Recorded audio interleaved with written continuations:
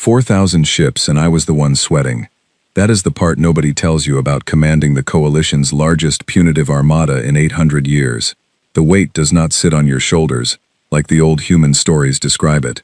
It sits behind your eyes, pressing outward, like something inside your skull wants out. I had commanded fleets before. I had directed surgical strikes, border corrections, species-level deterrence operations. I had never once felt what I felt in the first 11 seconds after we dropped out of faster-than-light travel above the edge of the quarantined Helix 7 system. My name is Vexthara Osun. I am a fleet tactician of the Coalition of Allied Species, 3rd grade, 31 years of service, 0 battlefield losses. That last number mattered more to me than I ever admitted. It was the only number I checked every morning before anything else. The number I was looking at now was 1. 1 ship. My sensor officer, a young Dranathi named Yoon, read the data aloud in the flat professional tone we train our people to use no matter what their instruments are telling them. His voice was steady. His hands were not. Single vessel, Commander. Stationary. No evasive movement. No weapon charge signatures. Transmitting a repeating identification ping on the standard diplomatic band. I stared at the display. 4,000 coalition warships sat in layered formation behind me. The finest military architecture 11,000 years of interspecies cooperation had ever produced. Our smallest picket vessel outweighed that human ship by a factor of 6. Our flagship, the Collective Resolve, outweighed it by a factor closer to 400. The human ship sat there like it had been waiting for us. It had no elegance to it. That was the first thing that struck me, and I am embarrassed now by how much time I spent thinking about it. Coalition warships are designed with what our engineers call harmonic purpose. Every curve serves an aerodynamic or energy dispersal function, but the overall form still achieves something close to beauty. The Dranathi fleet lines are long and tapered. The Vul vessels carry those wide forward arrays that look like open hands. Even the brutish Crethon ships have a kind of squat, deliberate symmetry to them. The human ship was ugly in a way that felt personal. It was asymmetrical. One side carried a heavier weapon array than the other, which meant it had been modified after its original construction, possibly more than once. The hull showed repair patches in 3 different grades of metal, none of them matching the original plating. There were external conduits running along the spine that our analysts could not classify at all. They were not part of any human technology file in our records. The ship had a name stenciled along the port hull in the angular characters of the human English language. Our translation systems rendered it as something between a command and a warning. The Relentless. I allowed myself exactly 4 seconds of quiet looking. Then I turned to my communications officer. Send the standard pre-engagement contact package. Diplomatic band, coalition formal register, full ritual protocol. The pre-engagement contact package is not a threat. It is not an ultimatum. It is, at its core, an invitation to begin the process that civilized species have used for 11,000 years to turn violent disagreement into structured, proportional conflict. It includes a statement of our grievances, which in this case were the documented incursions by human exploration vessels into 3 protected systems over the past 2 years. It includes an invitation to negotiate a settlement. It includes, if negotiation fails, the formal terms under which engagement would proceed, including agreed casualty caps, protected zones, and the expected duration of hostilities. We sent all of it, twice, on 4 separate frequencies. The Relentless transmitted nothing back. It just sat there, 400 kilometers ahead of my forward picket line, that repeating identification ping going out like a heartbeat. Steady, patient, almost contemptuous in its patience. Ewan turned from his station. He was young enough that he had not yet learned to keep the uncertainty off his face. Commander, no response to diplomatic contact. Vessel shows no sign of receiver malfunction. They are receiving our transmissions. I know. Should we attempt non-standard contact frequencies? Perhaps their communications array operates on different. They are receiving us, Ewan. They are choosing not to respond. He went quiet. Around the bridge, I could feel the shift in the room. That particular collective stillness that happens when experienced officers encounter something their training did not prepare them for. Coalition protocol is built on the assumption that all spacefaring species, at some level, want to negotiate. The entire machinery of interstellar conflict management rests on that assumption. You send the package. The other party responds. You enter the pre-engagement dialogue. You eventually reach either a settlement or a formalized conflict, with rules both sides understand and accept. The system had held for 11,000 years. 11,000 years of wars that were more like arguments with agreed-upon budgets. Nobody had ever just not responded. I studied the human vessel. It was still not moving, still not charging weapons, still not doing anything at all except sitting there and being ugly and making my senior staff look at each other with their professional faces slowly slipping. "What do we know about that ship's classification?" I asked. My intelligence officer, a Vul named Sarek, pulled up the file. It was thin, embarrassingly thin, considering we had been studying humanity for over a century since first contact. Coalition intelligence classifies that hull configuration as a patrol-class enforcement vessel. Primary role is border security and customs enforcement. Standard armament for the class includes pulse cannons, point defense clusters, and a single torpedo bank. Nothing in the file suggests offensive capability beyond engagement with smaller civilian vessels or light military targets. "So it is a police ship," I said. "Essentially, yes. They sent a police ship. That appears to be the case." I sat back in my command chair and pressed 2 fingers against the space between my eyes. 11,000 years of coalition tactical doctrine stretched out behind me, like a road I had always trusted, and at the end of that road was a human police ship that would not answer its radio. Then its engines flared. Not toward us, not away. The Relentless rotated on its axis with a kind of slow, deliberate precision that reminded me, absurdly, of someone turning in their chair to get a better look at something.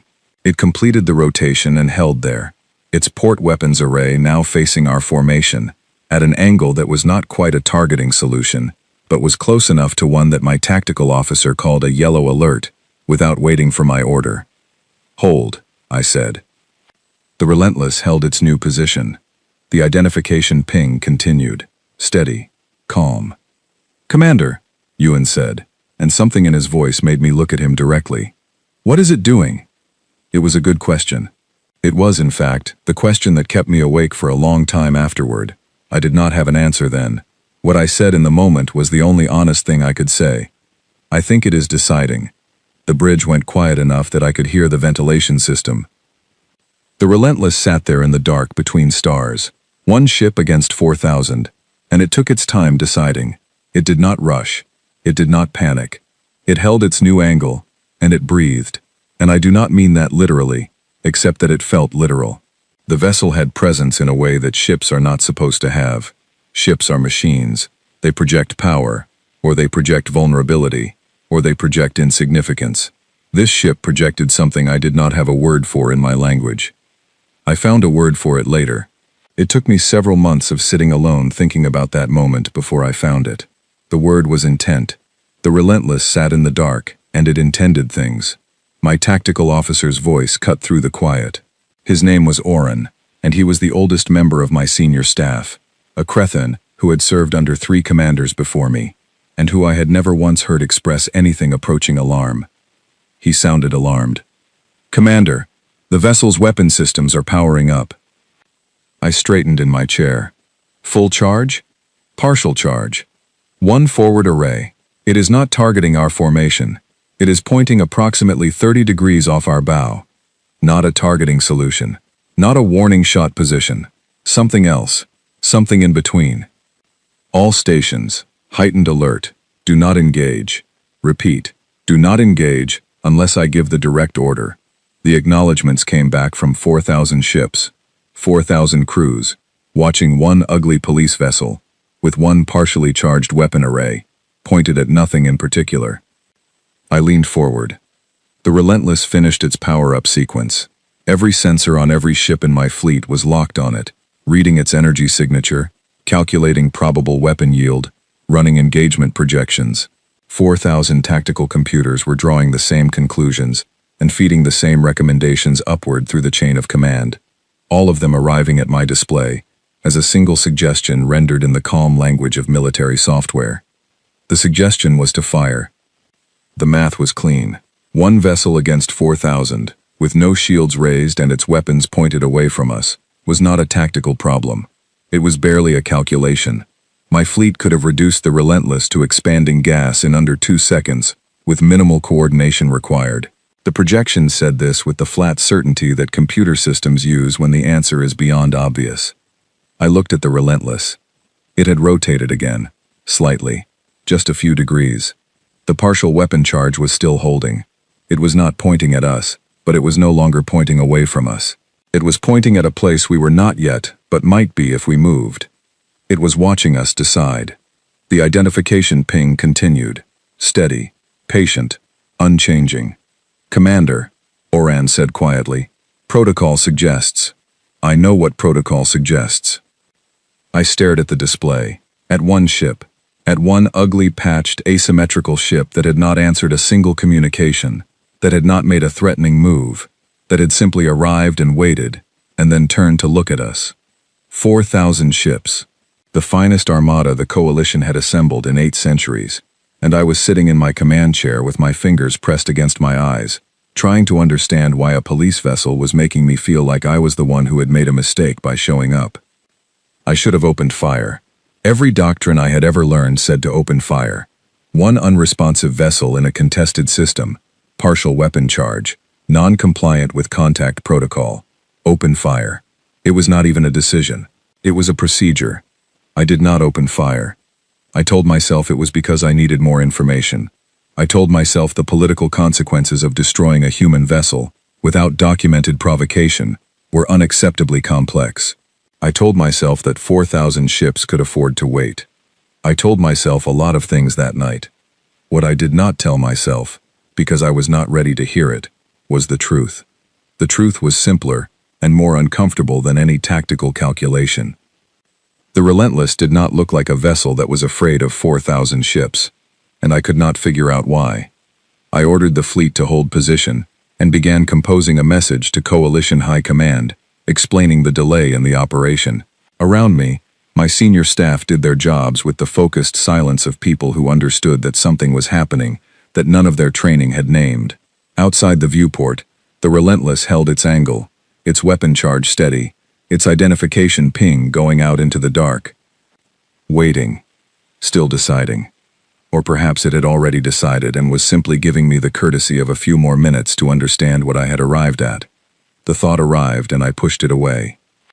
I pushed it away, and it came back, and I pushed it away again. Outside, one ship sat against the stars and breathed its intent into the silence between us. I did not sleep that cycle. I do not think anyone on the collective resolve slept. We held position through the long hours of that first night, and we watched, and the Relentless watched back, and nobody on either side moved, and the whole enormous weight of the Coalition's greatest armada sat in the dark feeling, for reasons not one of us could have clearly articulated, extraordinarily small. The identification ping continued. Steady. Patient. Certain. I had commanded 31 years of fleets, and I had never lost a ship, and I sat in my chair, and I thought about that number, my clean zero, my perfect record, and something at the base of my throat told me that number was about to change. I told it to be quiet. It was not quiet. And then the sun came up on the second day, and the Relentless made its decision, and everything I thought I knew about war walked out an airlock and did not come back. There is a sound that a weapon makes when it fires without warning, not the sound of the weapon itself, which travels through no medium in space, but the sound inside your own ship when the sensors register the discharge.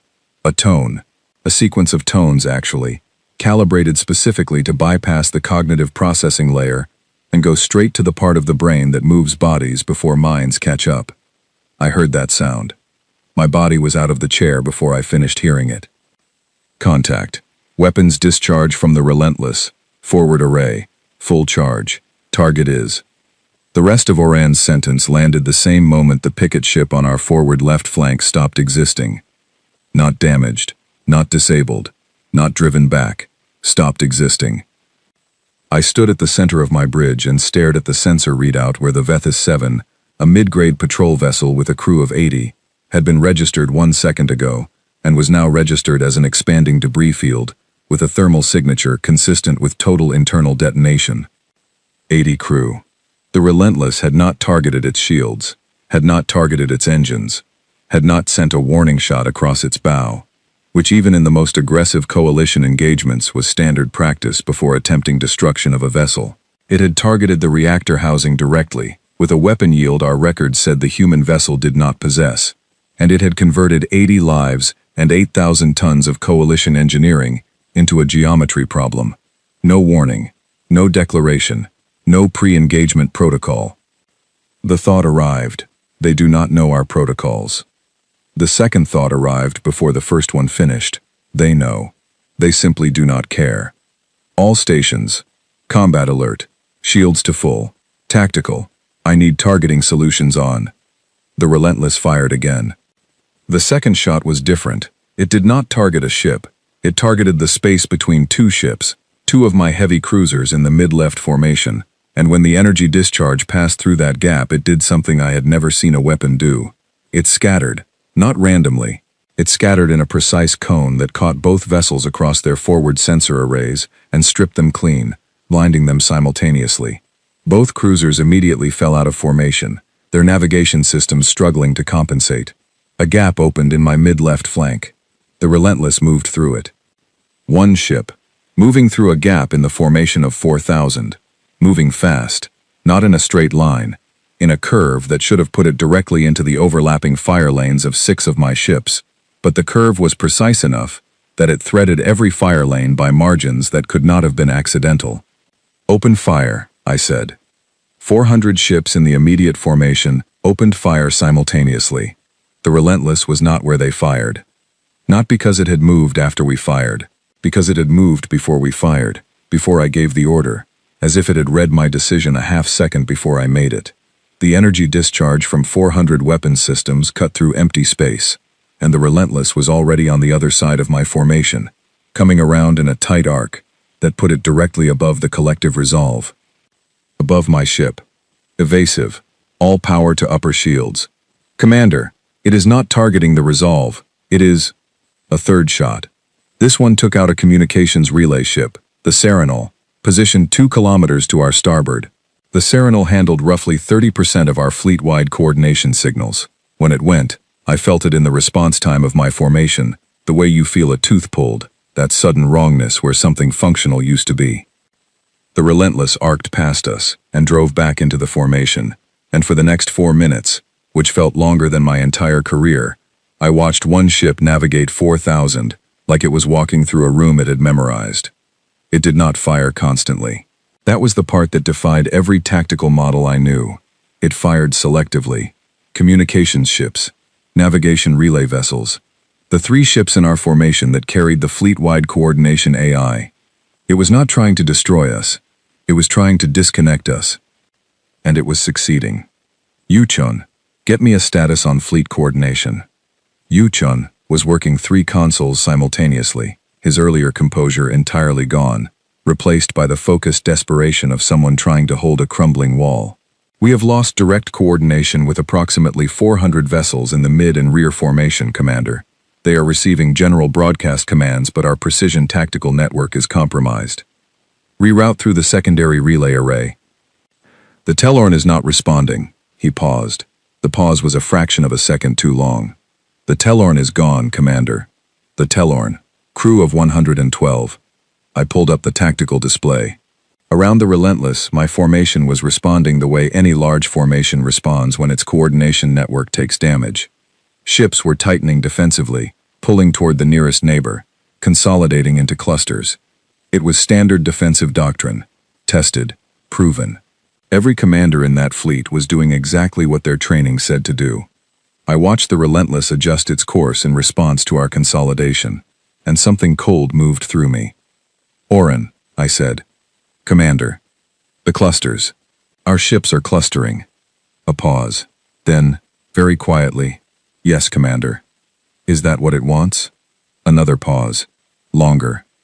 I think, Oren said, and his voice had the texture of a man being careful with a very fragile thing. That may be exactly what it wants. I looked at the display. 4,000 ships pulling together into tighter groupings, overlapping shields, concentrating firepower. Standard defensive doctrine. The thing you did when a threat was moving too fast to track individually. Pull together. Cover each other. Concentrate. The thing you did when you were used to fighting enemies who wanted to destroy you. The Relentless did not want to destroy us. It wanted us in clusters. I opened the fleet-wide channel. All ships, break formation. Disperse. I repeat, disperse. Do not cluster. Spread to maximum individual spacing immediately. The order went out. The formation began to respond, slowly. 4,000 ships reconfiguring takes time, even with perfect coordination. And our coordination was not perfect anymore. Ships that had already pulled close to neighbors now had to navigate away from them, and in those navigation adjustments, in those few seconds of transition, the Relentless was moving again. It targeted a cluster of 11 ships that had not yet received the disperse order, or had not yet complied. The weapon it used was not the same weapon it had used on the Vethys 7. This was wider. A pulse, rather than a beam. A spreading discharge that caught all 11 ships across their shield emitters simultaneously. Not destroying the shields, but destabilizing them in a resonance pattern that made them useless for the next 40 seconds. 40 seconds was enough time for the Relentless to put 4 precision shots into 4 of the 11 ships. 4 more ships gone. I stood at my display and did something I had not done in 31 years of service. I lost count. I stopped counting losses because the number was moving too fast, and I needed every part of my mind for something else. New targeting protocol, I said. Stop trying to lead the vessel. Target where it is, not where it is going. Overlap fire with adjacent ships. Minimum 6 ship coordination per shot. Do not fire alone. The tactical officers throughout the fleet heard me and implemented. Within 30 seconds, 6 ship coordinated fire solutions were forming, each group targeting the Relentless's last confirmed position. The Relentless fired twice more in those 30 seconds. A navigation vessel, a medical support ship. Then it simply stopped. I registered the cessation of weapons fire before my mind caught up with what it meant. The Relentless was still moving, still inside our formation, but its weapon arrays had gone dark, not powered down.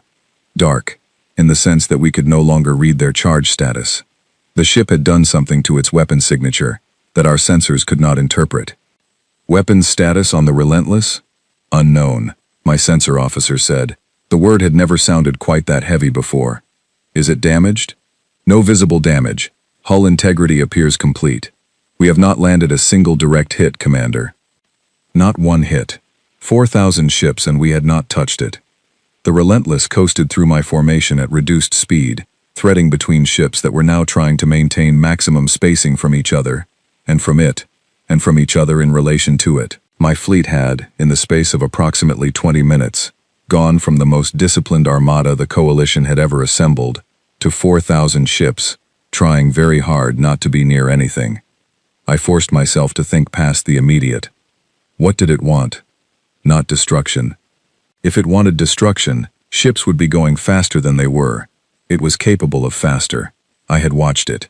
What it had done was remove our communications infrastructure, blind our coordination, and herd us into defensive clusters that it then demonstrated it could handle at will, without destroying us, to prove it could. It was not fighting us. It was teaching us something. My communications officer turned from her console. Her name was Adra, and she had 20 years of service and a reputation for being unshakable. And she was shaking. Commander, the Relentless is transmitting. The bridge went very still. On speakers, I said. The human voice that came through the audio system was not what I expected. I do not know what I expected. Something cold, perhaps. Something in keeping with what the vessel had just done. The voice was a man's voice, unhurried, with an accent I could not place, and a tone that sounded almost inconveniently calm, the way a person sounds when they are discussing something entirely settled. The translation came through our systems in real time, a half-second behind the original audio. Coalition Fleet. This is the commanding officer of the Relentless. We have been monitoring your position in this system for 72 hours. You entered without filing an approach notice with Human Territorial Administration, and you did not respond to our initial contact requests. So I will assume there has been some breakdown in communications procedure on both sides, and I am willing to start fresh. A pause. However, I need you to understand something clearly before we continue. You are inside human-claimed space. That is not a negotiating position. That is a fact. What you do next will determine what we do next. I suggest you take some time to think about it. Take as much time as you need. We will be here." The transmission ended. I stood there for a moment. Then I said, very quietly, to no one in particular, "They contacted us first." Boren turned from his station. "Commander?" "Before we arrived, they tried to contact us. The initial ping we identified as an identification signal. It was not. It was a contact attempt. We classified it as identification and ignored it. The silence on the bridge was complete. I thought about the pre-engagement contact package we had sent, the formal coalition diplomatic register, the grievance statements, and the ritualized invitation to negotiate. All of it sent on coalition formal frequencies, in coalition formal register, through coalition standard protocols, none of which the humans used. They had been transmitting on a different band, an informal band, a band we classified automatically as navigation-level traffic. We had filtered it out. We had looked at their initial transmission, and our systems had sorted it into a category called routine transponder and moved on. They had been talking to us from the moment they saw us. We had not heard them.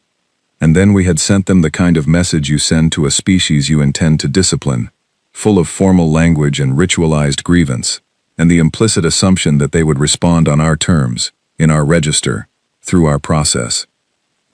They had looked at that message and done the arithmetic and understood, correctly, that we had not heard them, and were not planning to listen, and they had decided what to do about that. I reached the chair. I sat down carefully. "Get me a direct channel to the Relentless." Not the formal diplomatic register, standard frequency, conversational register. Adra set it up in under a minute.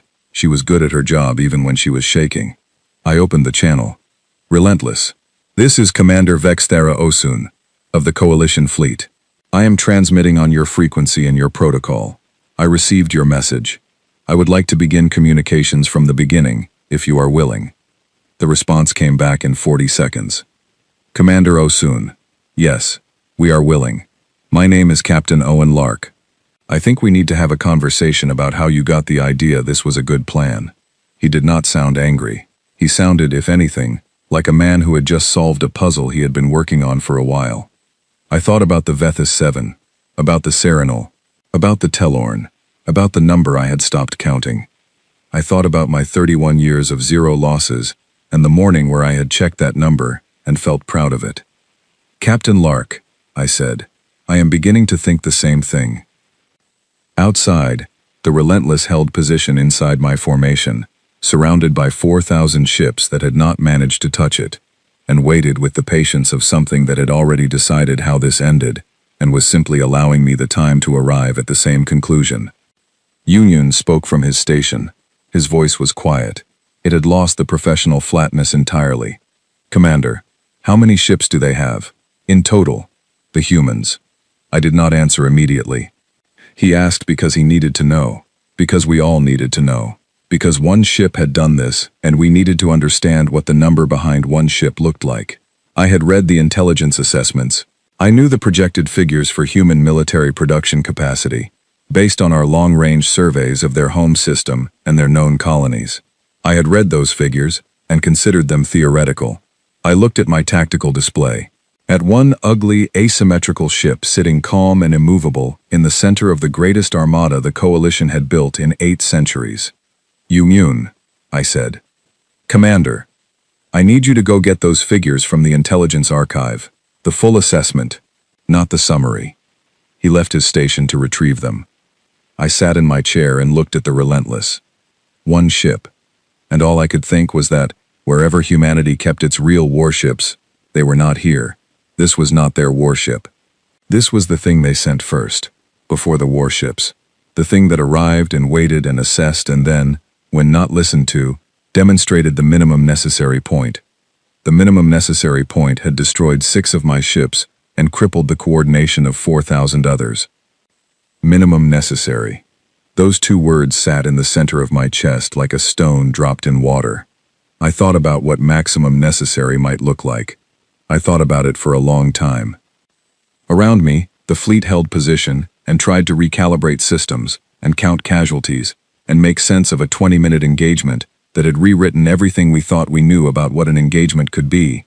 And I sat in my chair in the middle of all of that, and I thought about a human phrase I had read once in an old translation file, dismissed at the time as primitive posturing.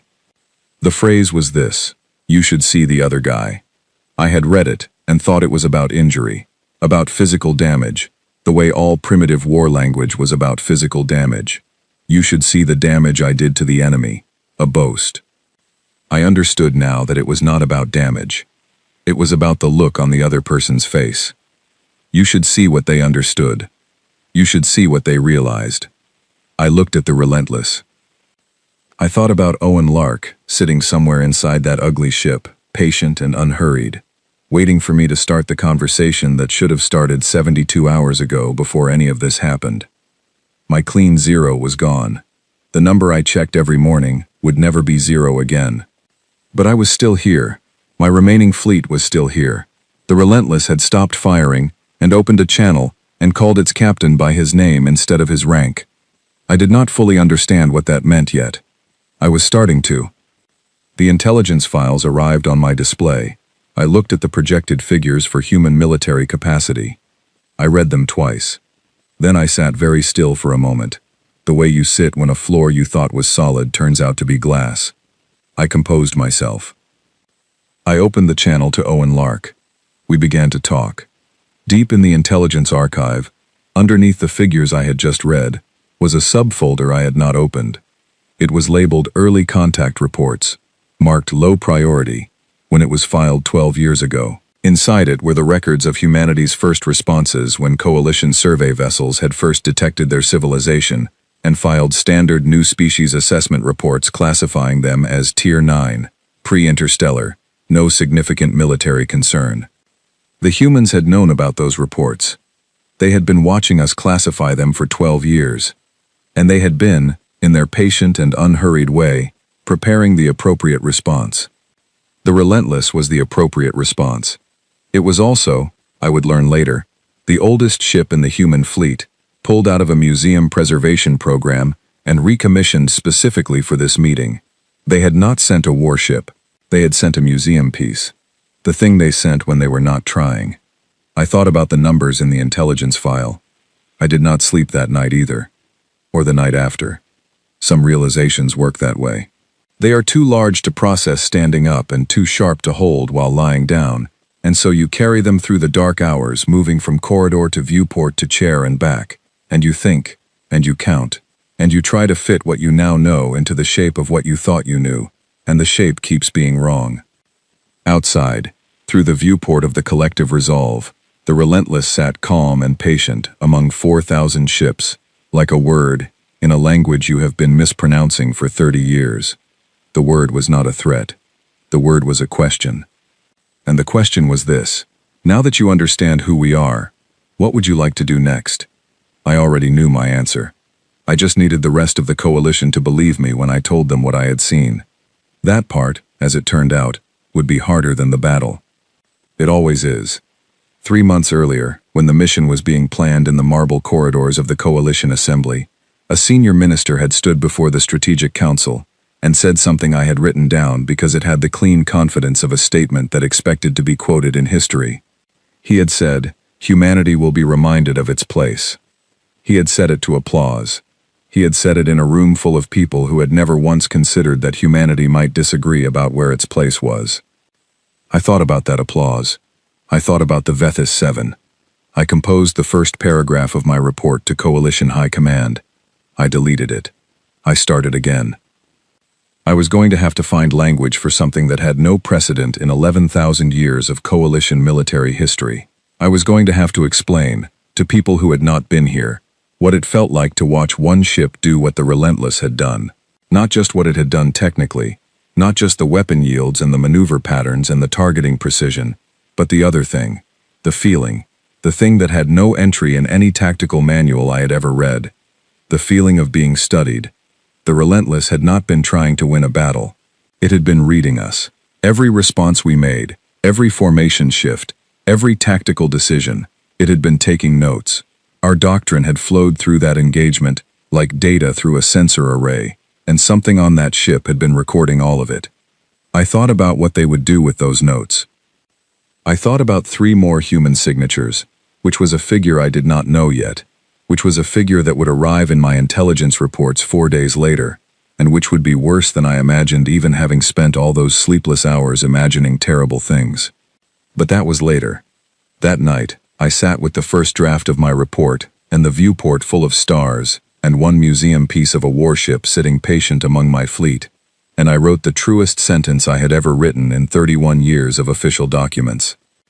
It said, "We made a mistake, and I am not sure we understand yet how large it is." I sent it. Then I went back to the channel. Owen Lark was still there, unhurried, waiting. We talked through the night. By morning, I knew enough to know I needed to know more. By morning, I also knew that the conversation we were having, he and I, 2 people in 2 ships separated by 400 kilometers of vacuum and 11,000 years of divergent history, was probably the most important conversation anyone in the coalition had conducted in a very long time. He knew it too. I could hear it in the way he was careful with his words without being dishonest. He was precise. He was direct. He did not use our formal register, and he did not apologize for not using it. He spoke the way someone speaks when they respect you enough to say the true thing instead of the comfortable thing. "You came here with 4,000 ships," he said at one point, "to correct our behavior. That is the operational framing. Yes. How's that working out?" I looked at my casualty figures. "I am revising the framing," I said. He made a sound that might have been a laugh. In the audio translation it came through as something closer to a short exhale, but I thought it was a laugh. "Commander Osun," he said, "I think you and I are going to understand each other just fine." Outside, the Relentless held its position, patient and solid and ugly, and the identification ping that had started all of this finally, quietly, stopped. It had served its purpose. We were talking now. A lot of things, I was beginning to understand, were about to change. I sent a second message to Coalition High Command. It was longer than the first. It contained the engagement data, the casualty report, the weapon signature analyses, and the intelligence file figures with my annotations. At the bottom, I added one line. It said, "Do not send more ships." Then I went back to talking to Owen Lark, because talking to Owen Lark was the only thing in the entire situation that felt, in any sense whatsoever, like the right direction. The stars outside held still. The Relentless held still. I held still.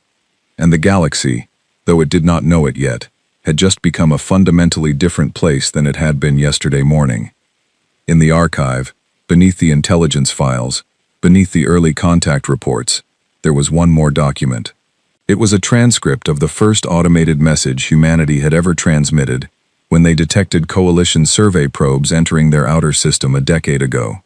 It was 3 sentences. It said, "Hello. We have been watching you watch us. We thought it was time to say something." 3 sentences, filed under routine transponder traffic, automatically sorted into low priority, never read by anyone with enough clearance to understand what they were looking at. We had ignored their hello. We had classified them as Tier 9 and moved on. And they had waited, patiently, for the moment when they could make sure we listened. I read those 3 sentences in the pale light of my viewport at 2 in the morning, while 4,000 ships sat in silence around one museum-piece warship, and I understood, finally and completely, what kind of mistake we had made. Not the tactical mistake, not the intelligence failure, not the diplomatic breakdown. The older mistake, the foundational one. We had looked at something we did not understand, and we had given it a number and filed it away. We had looked at humanity and seen a Tier 9 species with no significant military concern. We had not asked what they were building. We had not asked what they were waiting for. We had not considered that a species could be watching you classify them and deciding, quietly and without hurry, exactly what they were going to do when you finally showed up in person with 4,000 ships and a pre-engagement contact package full of the language of people who expected to be obeyed. We had not considered that their answer to that package might be one ship that outperformed everything we sent, one ship they pulled from a museum. Somewhere in human space, in facilities our surveys had never located, in numbers our intelligence had systematically underestimated, the real fleet waited. Owen Lark had not told me this directly. He had not needed to. He was a careful man, precise and direct and honest, and he had not once, in an entire night of conversation, mentioned how many ships humanity had ready. Careful people leave out the things they do not need to say. I did not ask. I did not ask because I already knew that if I heard the number in plain language I would have to include it in my report, and I would have to watch what it did to the Coalition Council, and I was not ready for that yet. I wanted one more night of knowing what I knew, without everyone else knowing it. One more night of this particular silence, which had weight and texture, and was the closest thing to peace I expected to feel for a very long time. Dawn cycle began on the collective resolve. The ship's systems shifted lighting gradients, signaling the crew to begin rotation. The relentless did not change at all. It never did. It was already exactly what it intended to be, and it did not need the day to tell it so. I poured myself something warm from the service unit behind my chair, and I looked at it, and I looked at the ship outside, and I thought about 11,000 years. 11,000 years of a galaxy that had known its own shape. The shape was different now. We had come here to remind humanity of its place. In the end, it was the other way around. In the end, it always had been.